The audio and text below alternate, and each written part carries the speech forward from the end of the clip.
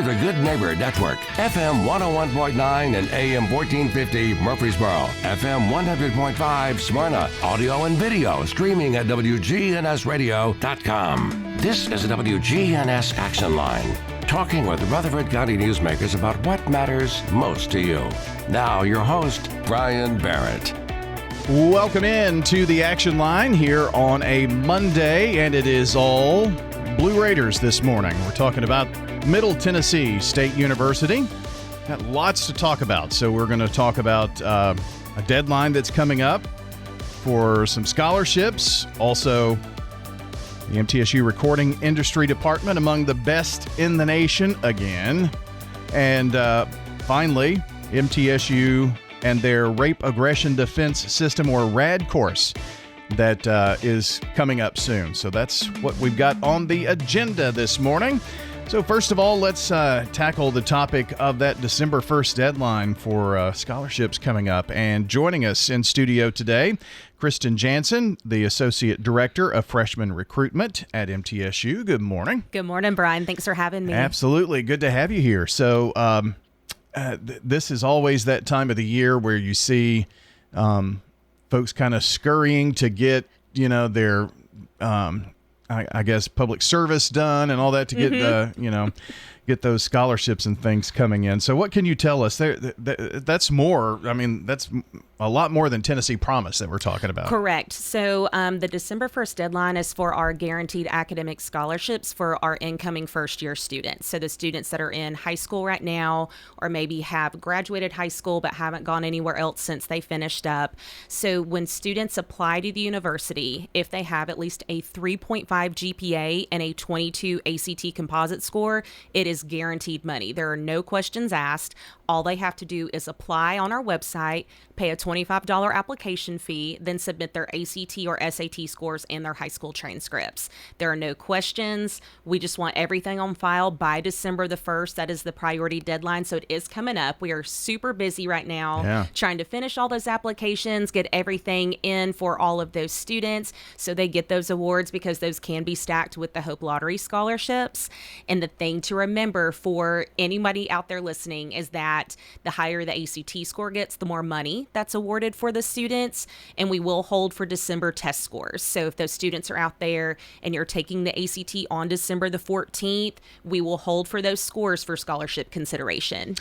You still have to do submission by December 1st, though, right? Yes, sir. Yes. Okay. We want everything else in by December the 1st. Even if you've got the application, the fee, the transcript, and you're just missing that test score, as long as everything is in our system and processed before December 1, then you are still in a good spot as far as the scholarship admission. So if they are taking the December 14th ACT, do they need to note that when they send in their submission before December 1st, or will you figure that out? No, sir. We will pretty much figure it out. ACT has been really good to us this year, getting scores back really quickly. I know with the October test, we had scores in about 2 to 3 weeks. Typically, it can be upwards of 6 to 8 weeks, just depending on the amount of students that are taking that test. So hopefully with the December 14th date, I doubt we'll get them before we close for the Christmas holiday, but we will most certainly have those downloaded electronically whenever we come back on January the 2nd. Now, just so we understand, this is not for like the spring semester starting in January. This is for the next academic year? Correct. Yes, sir. So these are for all of the students that are coming in fall of 2025. So it will be our 2025-2026 incoming first-year students. Okay, very good. Talking with Kristen Janson today, Associate Director of Freshman Recruitment at MTSU. And would these scholarships be just for those who have not, they're first-time college students? Yes, sir. Okay. So these are the ones that are either still in high school or they graduated, but they have not done any post-secondary institutional work since graduating from high school. So it's the students that are my high school seniors that are going to be graduating in May of 2025. There is a whole separate deadline and procedure for my transfer students. Those deadlines are not until February, and there is a different set of criteria for those students. With the transfer scholarships, we're looking more at their transfer GPA and then their transfer hours, and the high school work doesn't necessarily factor into any of that. Okay. That is definitely good to know. know. Is there a specific name for the scholarships that we're talking about here? They all have really fun names, Okay. and they've kind of evolved since I came on board many years ago. So we have the True Blue Scholarship, there's the Centennial, there's the Presidential and the Trustee Scholarship, and each of those is a different scholarship bracket. So again, the higher that test score gets with those students, the higher up that award is going to go. And those awards are good for 4 years, which is really incredible. So if a student comes in and they're sitting at, a ACT of a 25, they've got that 3.5 GPA, they keep a 3.0 all throughout their time at MTSU, they're keeping that lottery scholarship, and then they're keeping their academic scholarship too. So essentially a lot of students go to school tuition free for the most part when they're stacking those scholarships. We are very proud of our affordable tuition. That is something President McPhee is very passionate about. Over 83% of the students are on some type of financial aid, and at least half graduate completely debt free from the university. So we're talking about more than just 4 scholarships or 4 people with 4 scholarships, right? Okay. Right. Yes. So so the ones that have that December 1st deadline, those are the guaranteed academic scholarships. There are a plethora of other scholarships available for students. Students do have to be admitted before they can apply for those. So the ones that are more of the foundation, the private scholarships, the departmental funds, those typically have deadlines in February and March. So a little later, students have a little more time to work on those, and those aren't necessarily based on merit. It might be a personal essay, it might be a resume, might be letters of recommendation, where the academics will factor into it. It is not the main component of those awards. Is there a certain site where, I know we're throwing out a lot of dates and deadlines, and it's like, what do you do? Is there a certain place that they should go on MTSU's website? Yes, the best place to look for all of this information is mtsu.edu/scholarships. So that will lay out every single award that is available. It will list those incoming first-year student awards, the transfer awards, a little bit about the Hope Lottery Scholarship, the private and foundation scholarships, departmental funds, anything under the sun, you name it, it's going to be on that website for the students and their families. So that is the place to go, yes, for sir. Sure. Now, let's take, for instance, the True Blue Scholarship. Is there just one True Blue Scholarship winner, or are there several for these? We're not talking about just one person here. No, sir. It is anyone that meets that criteria gets the award. There is no cap on those awards. So, if there are 500 students that have that ACT range of the 22 to the 24 with that 3.5 GPA, all of those students are getting that award, no questions asked. Well, that's great. And yes. then above 24 is a different scholarship. Yes, sir. So you all kind of sort that out once you get all of the applications. Yes, we just take whatever the best composite is on file. We do not super score, which is a question we get a lot in admissions land because other large-scale institutions do super score. But for us, we just take the best overall composite. So say a student takes the ACT 3 times, they make a 22, a 25, and then a 24. We're going to keep that 25 on file for them, and that's what goes into the scholarship bracket for them. So that's going to get them that higher scholarship amount at that 25. Kind of, it's been a while since I've talked scholarship. So super score, is that just like an average of all of the, if you take it 3 times, you average them up? In a sense, the easiest way to describe it is where, like, if you take the test 3 times, you take your best science, your best English, your best math, your best math and your best reading, and you average all those best attempts together. So that's why they call it a super score, because it's your best attempt on all those little subjects. Gotcha. But for us, again, it is just the best overall composite, whether it's time number 1, time number 5, time number 10 for some students. It's whatever's going to be beneficial to the student. Students can start taking the ACT, in their junior year, somewhere in there, or even earlier? They can take it earlier. Really? I've had freshmen that have taken the ACT. The students in Tennessee are very fortunate. They get the ACT for free their junior year, but there are students that will take it prior to that. So, for instance, my daughter is a junior. She took it in October in order to prep herself for the ACT in the springtime that they host at the high school. So there are still students that take the ACT all the way through senior year and even that summer after they graduate, especially if they want to get either scholarships or they just want to boost it up and maybe just get admitted to the university with a better composite score. Yeah, or improve that 24 to 25 or whatnot. It makes a huge difference. And that was something my father was very, very adamant about growing up. I was right on the cusp of 2 scholarships, and he kept saying, if you get one more point, I'm like, Dad, I am tired. I am so tired. I've taken this test 6 times. Please let me stop. And so eventually it just got to where I tapped out. So we realized that testing is not for everybody. That's why there are other scholarships available that aren't solely based on those test scores. So for someone who's listening this morning, maybe they have kids, grandchildren that will be going to college soon.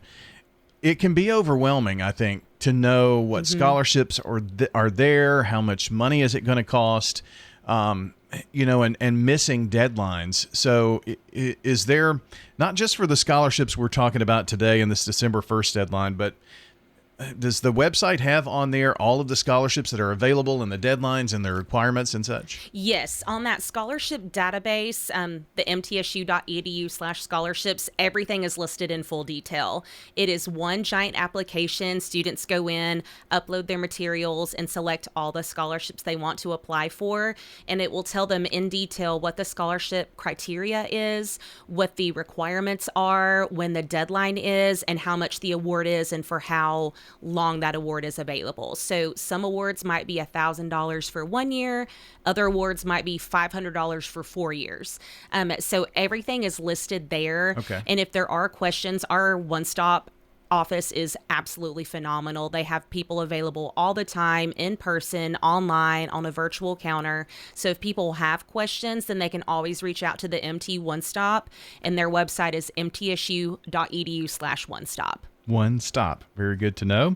Anything else? I guess we need to also mention those who are medical students that are coming in too, right? Yes. So we do have a really great partnership with Meharry Medical College in Nashville. They that application is for those high school seniors right now. So we also want those applications in by December the 1st.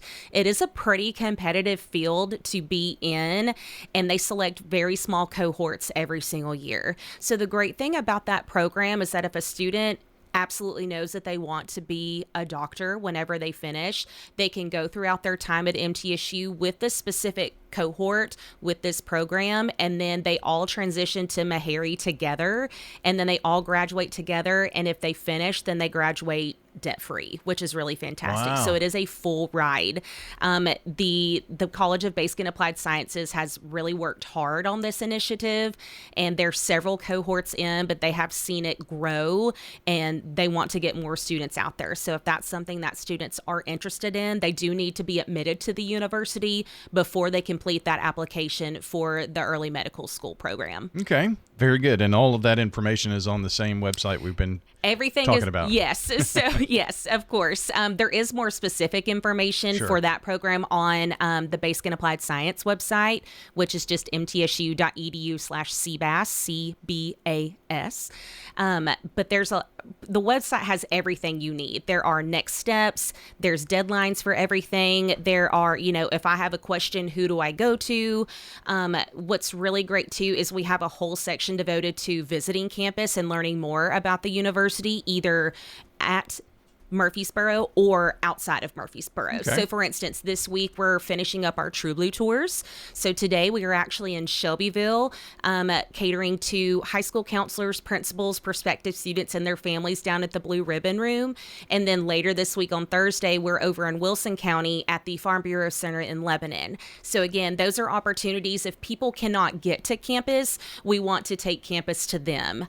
In my opinion, it is very, very beneficial to be on a university's campus just to kind of see what it's like, how it feels. You kind of know when you get there if like, hey, this is the place for me. At least it did when I was going to school. So the opportunity for the True Blue tours are for the students that can't physically make it over to Murfreesboro, whether they're 30 minutes away or they're 3.5 hours away in Memphis. We take everyone that they would need to talk to out to those areas, so they can meet the president, they can meet the departments, they can meet academic advisors, admissions, one stop, but then they also get the opportunity to win scholarships, which is huge. And that brings a lot of folks out every time. It's really exciting. I bet. MTSU.edu/scholarships. That's where you'll want to go for a lot of the information that we've talked about this morning. And Kristen, thanks for stepping in today. I know you were a last minute addition, and so was I. So here we go. Strength in numbers, right? That's right. That's right. Go to the bench. Thanks for coming in today. Thank you for having me, Brian. Absolutely. Kristen Janson joining us today, Associate Director of Freshman Recruitment at MTSU, joining us here this morning on the Action Line.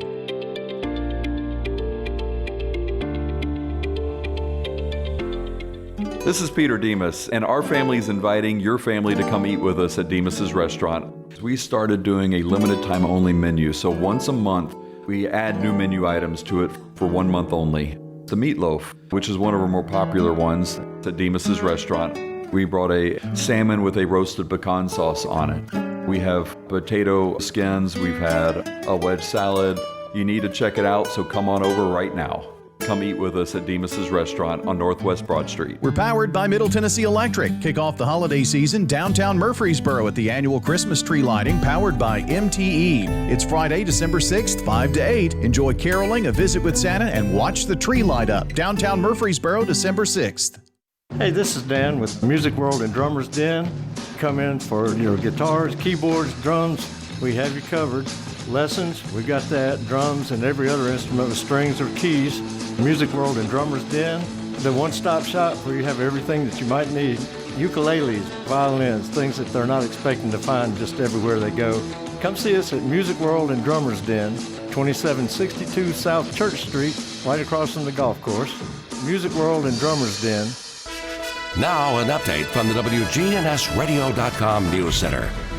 This is News Radio WGNS Prime Time Sports. I'm Brian Barrett. The TSSAA has announced its initial realignment for Rutherford County schools for the 25 through 27 school years. Significant changes across several sports. In football, Region 3-6A will include all 8 Rutherford County teams that were previously split across different regions. They'll now come together. In Region 5-1A, Eagleville will be joined by Cornersville, Fayetteville, Huntland, Moore County, and Richland. And in Division 2 Single A, MTCS and PCA will be grouped in the East Region alongside Concord Christian, Grace Baptist, Providence Academy of Johnson City, and the Kings Academy in Seymour, along with Webb School. 2 sports like basketball, baseball, softball, major shifts also here. The Rutherford County 4A teams, all 8, will be split into 2 different districts. District 9 4A will consist of Blackman, Laverne, Smyrna, Stewart's Creek. District 10 4A, Oakland, Riverdale, Rockvale, and Siegel. These districts will form Region 5, which will now feature a westward travel for sectional games instead of competing in the Chattanooga area. Also, for Central Magnet, they will be in District 8 3A alongside DeKalb County, Macon County, and Watertown. Big change for them.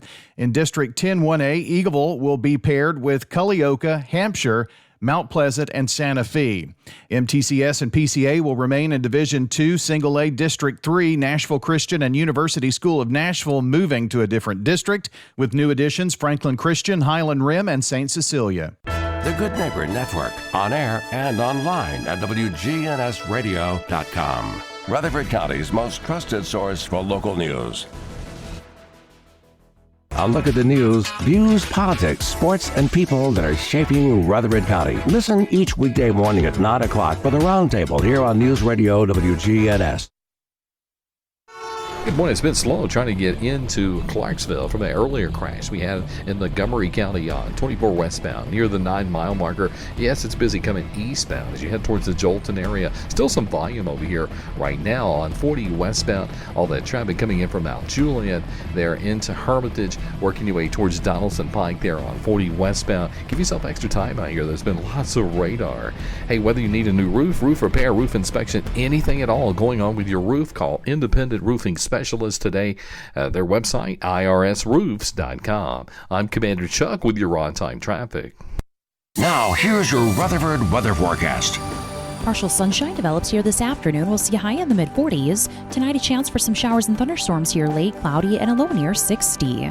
I'm meteorologist Jennifer Wojcicki on News Radio WGNS. Currently, it's 57. This is Rutherford County's Blue Raiders station, FM 100.5 and 101.9, AM 1450, WGNS, Murfreesboro. The Action Line on FM 101.9 and AM 1450 Murfreesboro, FM 100.5 Smyrna. Listen and watch at WGNSradio.com. Our conversation about the Blue Raiders, Middle Tennessee State, is continuing this morning. Michelle Conceição is joining us today, the chair of the MTSU Recording Industry Department. And can't wait to talk about some really great things. It's always fun to come and toot your own horn, isn't it? Oh, my gosh. Thank you so much for having me back. Absolutely. Well, Billboard Magazine is out with some very exciting news. It is. We've been really excited. It's 10 years now that we have been listed in the top music business programs worldwide in Billboard Magazine, which Billboard is, you know, there are sort of two big, that's the big trade magazine in the music industry. So that's kind of the cream of the crop there in terms of getting their validation. I think one thing that I loved this year in particular is the article, so they don't rank by number. It's just they list their top, I think it's 40 or 42, 45. They list their top in alphabetical order. But the story this year was really about affordable programs. And so our dean, Beverly Keel, was quoted right at the top of the article. So while we are in the M's in the listing, I was really proud to see her quoted talking about our program. So that was pretty cool. Now, the Department of Recording Industry is part of the larger College of Mass or Media and Entertainment. That's correct. Okay. But I loved your that little momentary. I think you might be an alum. Am I right? Yeah, back when it was called MassCom. Yeah. MassCom. Yeah, that was the first thing that came into mind. We had a lot of classes with the recording industry folks. A lot of that stuff overlaps, which is very cool. And that's pretty much what was really unique that they called out this year was, so we operate out of the only College of Media and Entertainment.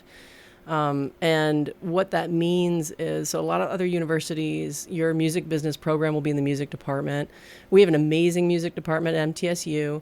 But what's awesome about being in a separate college is we actually can both operate true to what we're trying to teach. And in the College of Media and Entertainment, we get to collaborate with, animation students. We have collaborations with all these different classes across the college. So students are getting that experience, not just recording music for one use, but all the forms of audio production, all of the different executions of commercial songwriting, and in the music business program, working across the college to really learn how, music is not in a silo at all. It's involved in everything we do.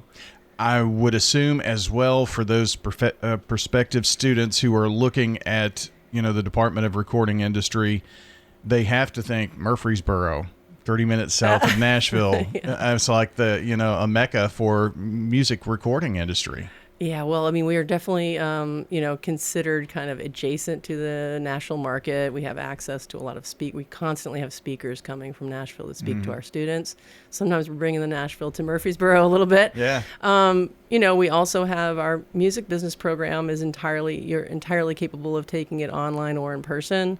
We are finding, what's interesting is we're finding a lot of students are doing both. So they're taking some classes in person, some online, as sort of working with their schedules and their lives. And many have jobs and are balancing. And we see that as a good thing. The music industry, you're balancing a lot of different hats and got to hustle. And so it's all part of the education. But I'm super proud of our students, super proud of our professors, especially love how collaborative our professors are and how generous with their network they are. Yeah.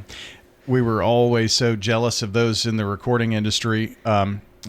When I was in school, it was because they worked overnight and they slept in. We could never sleep in. Oh, yeah. Everybody works in the early mornings and that kind of thing. But that is good to hear. Also, radio is an early gig. Yeah, it is. It certainly is. Well, the artists are getting up early to come talk to you as well. Well, I guess that's true. Yeah, or they're not going to bed and they're just staying up. That's usually the way that goes.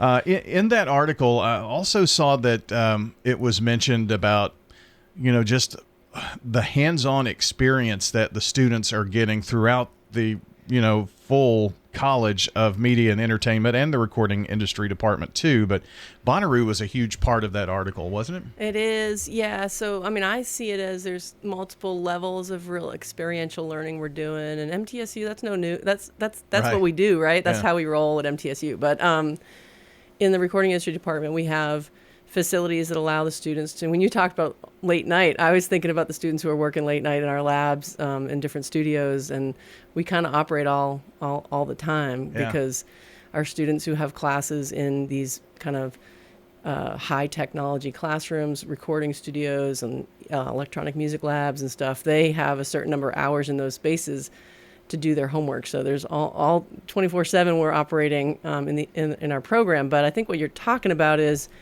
some of the real high-level experiences that we have as opportunities for students. So we have a trip to the Grammy Awards week, and students are volunteering there. We have this trip to Bonnaroo, which is a collaboration with Media Arts. So the Media Arts recording truck, remote recording truck, and our professors in recording industry are collaborating where they are filming and recording and mixing live audio for 2 stages at Bonnaroo this past year.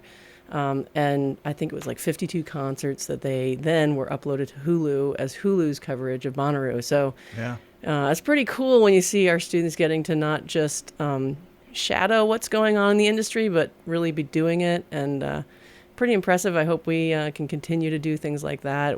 Last year, for the first time, we brought, actually it was technically this year, but last academic year was the first time we brought students to South by Southwest to volunteer, and we're doing that again in the coming South by. So I love that one because it kind of goes across our college, right? Because there's the film part of South by Southwest, and then there's the audio part, music part. So there's a lot of opportunities for students. We just have to organize, and like I said, our faculty are very generous of spirit, and they want to be introducing students to the environment. Well, and for those who were listening to our first segment with Kristen, the scholarship deadline and all, and if your son, daughter, grandchild, they're interested in recording industry or mass media, things of that nature, media and entertainment, get those scholarships done. That's right. Right?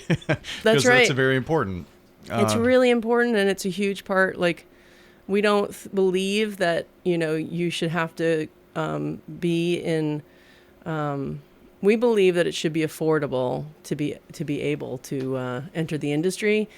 And we will do anything we can to try to help students who are passionate and want to be part of the music industry. Michelle, you touched on this just a second ago, and I blew by it, and then it just came back into my mind. So I'm going to mention it again. The article was, and it quoted Dr. Keel, but it was really about affordable college in this sphere, right? And that's huge. I think it spoke to the fact that so there was a time when we were one of the only programs, right? We're a 50-year-old program, which is rare, though there are some other 50-year-old programs because there was an initiative 50 years ago by the Recording Academy to try to gain more get universities to have these programs. So there are a few of us that are 50. What we've seen is a lot of programs that are coming in charging very high amounts of money for not necessarily the same facilities and not necessarily the same depth of curriculum. And so I think somewhat what you're seeing in that article is a nod to it should still be affordable, and in some places it's not. It's really become a way some universities make money, and I understand that. But I'm really proud that we have continued to commit to our students and to make sure that then when they get into the industry, they are in a decent financial position to be able to compete in the marketplace. Well, I hope folks will find out more at the MTSUnews.com, and you can search the information about what we've been talking about this morning, and a great recognition for the department. Any final thoughts here, Michelle? Just, if you can't tell, I'm super proud of our department and our students in particular, and their unique interests and the depth of curriculum that we cover. So I think, to get the value of the education we get, and there's so many directions you can go with a degree in the recording industry at MTSU. And I guess I'm really glad that we can offer that tailored experience for what someone wants to do, because there's so many jobs in so many angles, and people think of it as one thing, but there's so many jobs in music, and we're preparing folks for whatever that interest is and skill is. It's been fun talking to you this morning. Thank you so much. Thanks I appreciate it. Absolutely. Michelle Conceição, Chair of the Recording Industry Department at MTSU, joining us here on the Action Line this morning. 8:45, we'll be back with more conversation about our local university, Middle Tennessee State, in just a moment.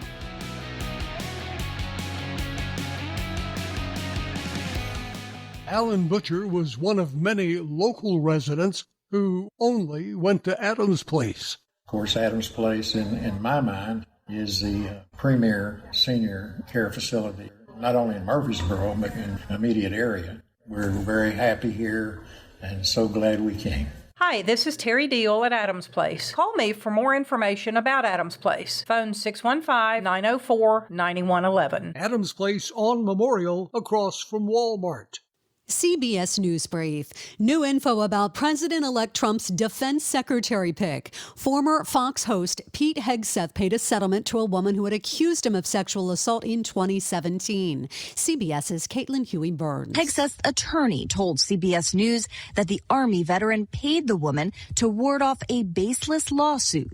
President Biden says he now supports Ukraine's use of American-supplied long-range missiles in its battle with Russia. Through an interpreter, President Zelensky said, "Today, many in the media are talking about the fact that we have received permission to take appropriate actions.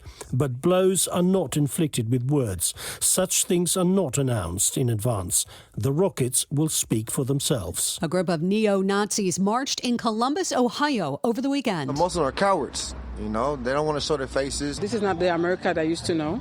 Some were holding flags with swastikas. CBS News Brief. I'm Stacey Lynn.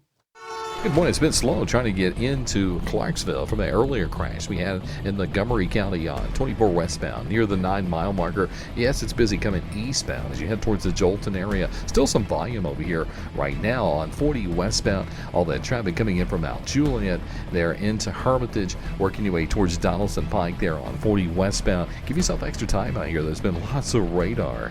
Hey, whether you need a new roof repair, roof inspection, anything at all going on with your roof, call Independent Roofing Specialist today. Their website, irsroofs.com. I'm Commander Chuck with your on-time traffic. Now, here's your Rutherford weather forecast. Partial sunshine develops here this afternoon. We'll see a high in the mid-40s. Tonight, a chance for some showers and thunderstorms here late, cloudy, and a low near 60. I'm meteorologist Jennifer Wojcicki on News Radio WGNS. Currently, it's 57. We're excited to announce that Capstar Bank is now officially a division of Old National Bank. The friends you've made while banking right here over the years are still here, and so are those delicious, warm, homemade cookies. Everything you enjoyed about Capstar is still at Old National Bank. In Murfreesboro at 2230 Dr. Martin Luther King Jr. Boulevard. Come on over and enjoy warm cookies with friends while doing your banking at Old National Bank. Old National Bank, member FDIC, equal housing lender. The Action Line on FM 101.9 and AM 1450 Murfreesboro, FM 100.5 Smyrna. Listen and watch at WGNSradio.com. The Action Line powered by Middle Tennessee Electric, and they're proud to serve this incredible community. And they're thankful for you, a trusted member. May your Thanksgiving be full of blessings and joy. Happy Thanksgiving from MTE. Well, in our conversation about Middle Tennessee State University this morning, we're going to talk to Sergeant Caitlin Ledke and Sergeant Jason Hurley this morning, and I promise I paid the parking tickets from 20 years ago. Nice. So just want to get that out there. We're going to be talking about the upcoming Rape Aggression Defense Systems, or RAD course that is coming up. So Caitlin, do you want to tell me about RAD and what is RAD? Yeah, so RAD is a very basic self-defense class for women, typically aged 13 years of up. They've got other classes as well. This is just the one that we currently host. I say basic self-defense class, very basic, as in you don't really need a big fitness background, martial arts background, nothing like that. It's just the bare bones for somebody who has maybe never so much as thrown a punch before. So it just kind of gives them those building blocks to be able to get a handle on it. Gotcha. Is this something, Jason, that has been done for a while? Yes, sir. So we have actually offered RAD probably before my time. I think it was a grant position, and like I said, that's before my time, so I don't remember how that all worked. But I've been a part of RAD for 10 years now, and so it's something that we try to offer every semester. Yeah, well, if it's over 10 years old, it's been around for a while. So yes, it has. Why is, I'll let both of you answer this. Why do you think this is an important thing for women and girls to actually go through this course? I think it's important just because, like, especially the kind of world we're living in today, unfortunately. I hate to say it, but it's the truth. And I think it's important that everybody have some sort of self-defense basics, something to be able to feel confident enough in defending yourself if you needed to. I think sometimes we kind of rely on the false safety of keychains and all these other tools that we like to think are going to protect us in the moment, but especially if you don't learn how to use them and train with them, they can fail very easily. And I think a physical self-defense class is very helpful in the sense of being able to protect yourself. Yeah, when you're talking about that, I'm thinking about my daughter, who has this keychain full of keys and then like a little very small purse, a coin purse, and, you know, the mace all on that whole keychain thing. And, you know, the words that are on the side of the little mace can and all that, you can't read them. It's been, so is it even good anymore? You know, that kind of thing. Yeah, and I've seen the keychains. They're huge. They got so much stuff on them, and it's like all the fumbling you're going to have to do to try to grab it. How easily can you actually access that? In that moment. Yep. Yeah, so just some of the things to think about. This Sergeant Hurley is a free training? Is that right? Is. Okay. And what are is it just for college students, or how does that work? So no, we open it up to our entire community. Our chief has basically paid the cost for everything, for the materials, for the books, things like that. We open it up to community, so anyone that's 13 plus who is a woman can join and take advantage of the class, and we welcome as many people as we can get from our community. We try to do about 30 people a class. So the more classes we could do, the better it is. Okay. Are there certain age groups or? So no, it's just 13 and plus. Anything younger than 13, we found that the material is a little too hard for them to comprehend, or it's too serious of a nature for someone that young to really be able to put together in their mind as a why something. Because, you know, we're talking about, you know, sexual assaults. We're talking about violent issues. And so you know, somebody younger than 13, it really becomes really hard for them to understand a lot of those terminologies. Yeah, well, that makes sense. When do the classes begin?